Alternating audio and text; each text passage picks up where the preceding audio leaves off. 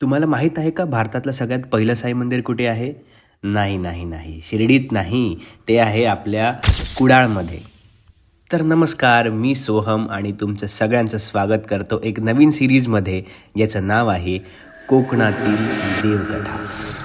इथे आपण जाणून घेणार आहोत कोकणातील कथा, परंपरा आणि त्यामागचा इतिहास. इथला इतिहास सुरू होतो तो एक स्वप्नापासनं. दादा माडिये नावाचे एक दत्तभक्त होते. एका रात्री त्यांच्या स्वप्नात दत्त महाराज अवतरले आणि त्यांनी शिर्डीला यायचा उपदेश दिला. ते शिर्डीला पोहोचले आणि साईबाबांनी त्यांना दर्शन दिलं. जाताना बाबांनी त्यांच्या हातावर 1 रुपयाचं नाणं ठेवून म्हटलं, जा, मी तिथेच येत आहे. 1918 साली साईबाबांनी आपला देह शिर्डी येथे ठेवला आणि नेमक्या पुढच्या वर्षी दादा माडिये कविल गावात आले आणि बाबांच्या आशीर्वादाने पहिला पुण्यतिथी उत्सव साजरा केला, फक्त त्या 1 रुपयाने.